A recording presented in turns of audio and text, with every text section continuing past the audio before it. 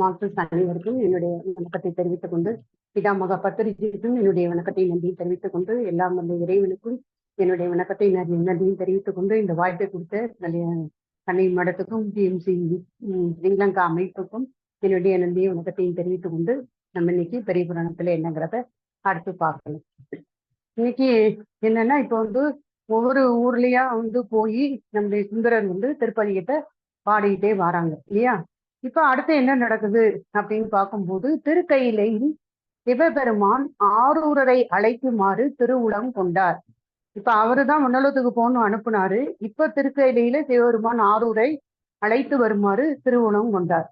மாலையநாதி வானவரை நோக்கி நமது ஆரூரனை ஐராவணம் என்னும் வெள்ளை யானை மீது ஏற்றி அழைத்து வாருங்கள் என்று கட்டளையிட்டு அருளினார். அப்போ மாலையநாதி அங்க வானவர்களே சொல்லி, நீ ஐராவதம் அந்த யானை வெள்ளை யானை மேல அவரை ஏற்றி அழைச்சு வாருங்க அப்படின்னு அவரு கட்டளையிடுறாரு. வானவரும் திருமாலும் பிரம்மனும் இந்திரனும் பரமனை பணிந்து ஐராவணமுடன் திருவஞ்சை களம் எய்தினர். அப்ப இவங்க எல்லாரும் கூப்பிடுறக்காண்டி போறாங்க, திருவஞ்சை களம் எய்துறாங்க. திருவாயிலின் முன் நின்று சுந்தரரை தொழுது எம்பிரான் ஆணையை அறிவித்தனர். அப்ப சிவபெருமான் என்ன ஆணையிட்டாரோ அது சுந்தரர்கிட்ட சொல்றாங்க. ஆரூரர் தன்னை மறந்து நின்றார். மாலையநாதி வானவர் பூமழை பொழிந்தனர். விண்மிசை வேளமீது செல்லும் ஆரூரர் தேரர் கோவை நினைந்தார். அப்ப இந்த மாதிரி அவரை கூட்டு வர சொல்லிடுறாங்க. சோ விண்மிசை வேள மீது செல்லும் போதே அவரு சேரரும் இவர் கூட எல்லா இடத்துக்கும் வந்தாரு சேர பெருமான். அப்ப அவரை அவர் நினைக்கிறாரு. ஆரூரர் சேரர் கோவை நினைந்தார். அருகில் இருந்த ஒரு குதிரை புறவியினுடைய செவியில் சிவ மந்திரம் கூறி மின்மிசை செலுத்தி ஐராவணத்தை வலம் முன் சென்றார். அப்ப தம்பிரான் அவர் என்ன செய்யறாரு, இந்த சேரர் கோவை அவர் நினைச்ச உடனே சேரர் பெருமான் என்ன பண்றாரு அப்படின்னா, தம்பிரான் தோழரது செயலை அவர் அறிந்து கொண்டு பக்கத்துல இருந்த ஒரு புறவி அந்த குதிரையினுடைய செவியில சிவ மந்திரத்தை கூறி வானத்தை நோக்கி செலுத்தி அந்த ஐராவணத்தை வலம் முன் சென்றார். இவருக்கு முன்னாடி செல்றார்.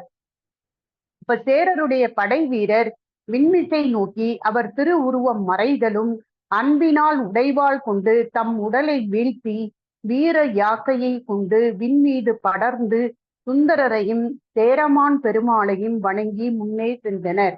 இப்ப அவருடைய தலைவர் சேரமான் இல்லையா, அவர் போய் அவரு மறையிட்ட பார்த்த உடனே அந்த அவங்களுடைய படை வீரர்கள், சேரருடைய படை வீரர்கள் இவங்க எல்லாருமே அவங்களும் அவங்க கூட சேர்ந்து போகணுங்கிறதுக்காக அந்த உடைவாளெல்லாம் எடுத்து தம்முடைய உடலை அவங்களே வீழ்த்தி வீர யாக்கையை கொண்டு விண்மீது அவங்களும் படர்ந்து சுந்தரரையும் சேரமான் பெருமாளையும் வணங்கி அதுக்கு முன்னாடி போறாங்க. அப்ப இப்ப எல்லாருமே மேல போறாங்க. சேரமான் பெருமாள், சேரருடைய படை வீரர், நம்முடைய சுந்தரர், இவங்க எல்லாருமே விண்ணை நோக்கி போறாங்க. சுந்தரரையும் சேரமான் பெருமாளையும் வணங்கி முன்னே சென்றனர். திருக்கைலாய மலையை நோக்கி செல்லும் ஆரூரர் திருப்பதிகம் பாடுவார் அப்படின்னு சொல்றாங்க. சோ அப்படி அங்க திருக்கைலா மலையை நோக்கி போகும்போதும் திருப்பதிகம் பாடுறார். திருக்கைலை மலை சேர்ந்து திருக்கோபுர வாயிலில் யானை நின்றும் குதிரையை நின்றும் இழிந்து மணிவாயிலை அடைந்தார். அப்ப திருக்கைலை மலை சேர்ந்த உடனே அந்த திருக்கோபுர வாசல்ல உள்ள அந்த யானையிலிருந்தும் குதிரையிலிருந்தும் கீழே இறங்கி அங்க உள்ள மணிவாயில அடைகிறாங்க. திரு அணுக்கன் வாயிலில் தேரர்கோன் தடையுண்டு நின்றார். அந்த திரு அணுக்கன் வாயில தேரர் அவர் தடையுண்டு அங்க கொஞ்சம் வெயிட் பண்றாரு. தடையுண்டு அங்க உள்ள போகாம நிற்கிறாரு. நம்பியாரூரர் எம்பிரான் திருமுன்பு சென்று தனியா காதலுடன் பலகாலும் பணிந்து பரவினார். இப்ப நம்பியாரூரர் என்ன பண்றாரு, எம்பிராமனை போய் தொழுதுட்டு அவர் அந்த ஒரு அன்புனால பலகாலும் அவருக்கு பணிந்து பரவினாரு. தேவர் ஆரூரனே வந்தனையோ என்று அருள் புரிந்தார். சிவபெருமான், ஆரூரா நீ வந்துட்டியா அப்படின்னு அவரு கேட்கிறாரு. என்னை அடியேன் பிழை பொருத்தனை தடுத்தாட்கொண்டனை முடிவிலா இன்பத்தை வழங்கினை உமது கருணைதான் என்னே என்று துடித்து சேரர் பெருமான் திருவாயிலில் நிற்கின்றார் என்று விண்ணப்பம் செய்தார். அப்ப இவர் வெளியே நிற்காரு சேரர் பெருமான். ஏன்னா கூட்டு வர சொன்னது திருக்கையில மலையில சிவபெருமான் ஆரூரர் அழைத்து கொண்டு வரும்படிதான் சொன்னது. ஆனா இவர் சேர பெருமான மனதில் நினைக்க அவரும் அவர் கூட போறாரு, படை வீரர்களும் போனாங்க இல்லையா. அதனால இவரு டக்குன்னு உள்ள போக முடியல, வெளியே தான் அவரு நிக்கிறாரு. யாரு? சேரர் பெருமான். அப்போ இந்த நம்முடைய நம்பியாரூரர் என்ன சொல்றாரு அப்படின்னா, சிவபெருமான்ட்ட இந்த மாதிரி வந்திருக்காங்க சேரர் பெருமான், அவர் திருவாயில நிக்காரு அப்படின்னு சொல்லி அந்த விண்ணப்பத்தை சொல்றாங்க. சிவபெருமான்ட்ட சொல்றாங்க. சேரர் பெருமான் திருவாயிலில் நிற்கின்றார் என்று விண்ணப்பம் செய்தார். சிவபெருமான் புன்முறுவல் செய்து திருநந்தி தேவரை நோக்கி சேரர் கோனை அழைத்து வா என்று அருளினார். அப்ப இந்த மாதிரி சொன்னோன்னா சிவபெருமான் திருநந்தி தேவரை கூப்பிட்டு சேரர் கோனை நீ உள்ள அழைச்சிட்டு வா அப்படின்னு சொல்றாங்க. திருநந்தி தேவர் அழைக்க சேரர் பெருமாள் சென்று சிவமூர்த்தியை கண்டு தொழுது பேரின்ப வெள்ளத்தில் மூழ்கினார். கண்ணுதர் கடவுள் புன்னகை புரிந்து, சேரனே, இங்கு நாம் அழையா முன் நீ எவ்வாறு வந்தனை என்று அருள் புரிந்தார். நான் ஒன்னும் கூப்பிடலையே, நீ எப்படி இங்க வந்த அப்படின்னு ஒரு சிவபெருமான் கேட்கிறாரு. களலெற்றறிவார் அப்படின்னு சொல்றாங்க. களலெற்றறிவார் ஐயனே, ஆரூரரை வணங்கி யானை முன் வந்தேன் அப்படின்னு சொல்றாங்க. ஏன்னா இவரு நினைச்ச உடனேதான் சேர பெருமானுக்கும் வானத்தை நோக்கி போகணுங்கிற எண்ணம் வந்துச்சு. அதை சொல்றாரு. ஐயனே, ஆரூரை வணங்கி யானை முன் வந்தேன் அப்படின்னு பதில் சொல்றாரு. தேவரீருடைய கருணை வெள்ளம் இங்கு அடியேனை கொணர்ந்து ஒதுக்கியது, அதனால் திருமுன்பு வரப்பெற்றேன். மற்றொரு விண்ணப்பம் உண்டு அப்படின்னு சொல்றாரு. தேவரீர் மீது ஞான உலா ஒன்று பாடியுள்ளேன், கேட்டருளும் அப்படின்னு அவரு சொல்றாரு. தேவரீர் மீது ஞான உலா ஒன்று நான் பாடியிருக்கேன், அதை கேளுங்க அப்படின்னு சொல்றாரு. பெருமான் சொல்றாரு, ஓகே சொல்லுக என்றார். சேரர் பெருமான் அத்திருவுலாவை ஓதினார். எம்பிரான் கேட்டு திருவுளம் மகிழ்ந்தார். நம்பியாரூரையும் சேரர் பெருமானையும் சிவகணங்களுக்கு தலைவராகுமாறு பணித்தார்.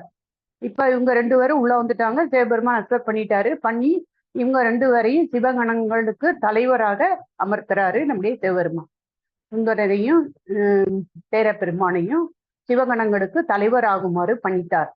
ஆளாள சுந்தரர் ஹரனாரை தொழுது முன்புரிந்த அந்த திருத்தொண்டினை மேற்கொண்டார். இப்ப முன்னாடி அவர் என்ன பண்ணிட்டு இருந்தாரு? பூவெல்லாம் எடுத்து கட்டி மாலை போட்டு அவருக்கு பக்கத்துல இருந்து விபூதி கொடுக்கறது இதுதானே பண்ணாங்க. சோ அந்த ஆளாள சுந்தரர் ஹரனாரை தொழுது முன்புரிந்த அந்த திருத்தொண்டினை மேற்கொள்றாரு. சேரர் கோன் கணநாதராய் விளங்கினார். சேர பெருமான் கணநாதராய் இங்க விளங்கி இருந்தாங்க அப்படின்னு சொல்றாங்க. சோ மண்ணுலகில் பிறந்த பறவையாரும் சங்கிலியாரும் வல்வினை தொடக்கு நீங்கியவுடன் அம்பிகையின் அருளாலே கமலினி அணிந்திடையாராகி முன்போல தேவிக்கு திருத்தொண்டு புரிவார் ஆகினார்கள் அப்படின்னு சொல்றாங்க.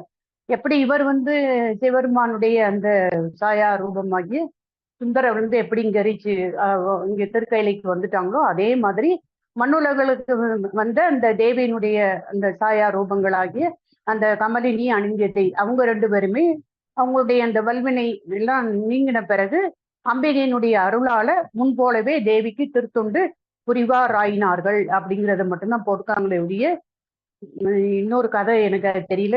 இந்த மாதிரிதான் இங்க போட்டிருக்காங்க. ஓகேங்களா?